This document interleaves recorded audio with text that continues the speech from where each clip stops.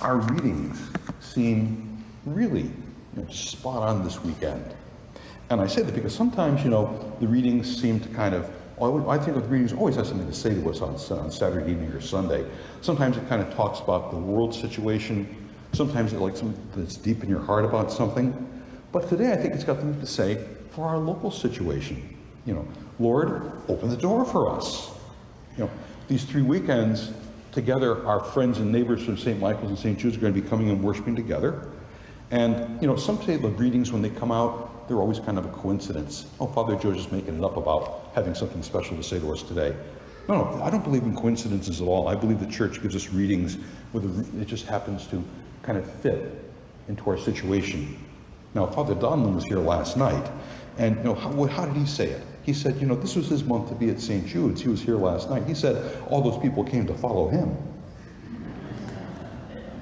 And he said, I know that's not really right, but I like to believe it in my heart. That's what he said. I've got a different take on that. I've been here about a month. I'm getting a chance to learn you, meet you, know your names and your families, and try and figure out where you're from. What? There's a quiz today? What can I say? But it's good to have everybody around. My late father used to say repetition's a great teacher. So I get to know you as we kind of get together. And this is wonderful that we can come, not just so I can get to know you, but really, I think the important thing to keep in mind is, no matter who we are, no matter where we're from, it's a gift to come together to celebrate the Eucharist. We are all gathered around the Word. We are all gathered around the table that we can share from the fruits of the table and the good Word from God. So all these good things are going on. Let me kind of just go a little further about the gospel today, because I want to think that we always to remember that together we follow the Lord. And it's that phrase from the gospel today that's always in my mind here. Lord, open the door for us. Open the door for us. Do we know the Lord? Who's opening the door? Does the Lord know us? Maybe these 3 weeks give us a chance together to kind of realize that it's together that we're seeking the Lord. So it's a good thing to keep in mind. Knock and the door will be open for you. And we all go in to be with the Lord. All go in. But maybe there's a little bit of a different way to think about that knock on the door. Should we always assume that means that we're knocking on the door to come in? What if the door's being knocked and we're being invited to go out? What if it's Jesus knocking on the door, inviting us, we who believe in Jesus, to kind of come outside? Don't worry about our churches. Come outside. Come outside and, be with your family. Come outside and share what it means to be a believer in Jesus.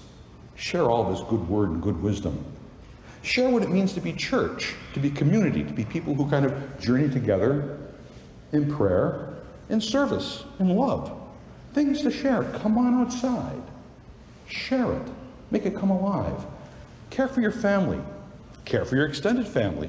Care for your neighbors, the ones you know. Care for your neighbors, the ones you don't know. Care for the world. Remember last week we had our African missionary here, Father Habib? I know you were very generous to him, even though some of you said to me, Father, I can't understand him. He was from West Africa. But he's been in this country for 18 months. You know where he was before he came here? Teaneck, New Jersey. I think that's where the accent problem came from.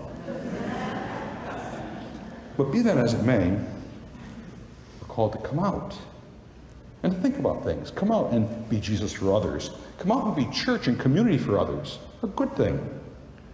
I remember a story about a retired priest I want to show you, Father Antonelli, who was from the Diocese of Providence in Rhode Island.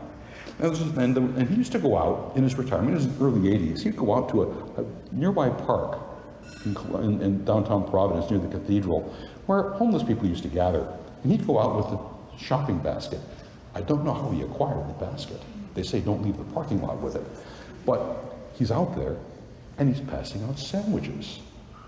Well, one day somebody from the local newspaper kind of spied this and took a few pictures, and next thing you know, Father Antonelli's receiving mail at the cathedral from people, maybe 100, 150 in the first week alone.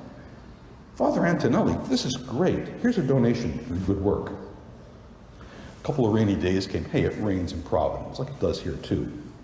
And so he sat down and started writing thank you notes. Dear Mr. and Mrs. Brown, dear Mr. and Mrs. Jones, dear Mrs. and Mrs. McGillicuddy, thank you for your generous donation. Please find enclosed your check. In the name of Jesus, I invite you to go out and make your own sandwiches. Go out into the world. The door is being knocked. Let's go be Christ for others. Let's go be church for others. Let's go make sandwiches and feed hungry people. Let's go and listen to one another and offer patience in a world that goes way too fast. Let's listen and bind broken hearts.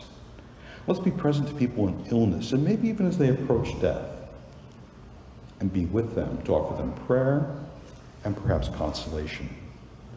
Yes, the world is filled with hungry people, hungry in many, many ways. Let's come out when they knock and go feed the world. Go feed hearts, all in the name of Jesus.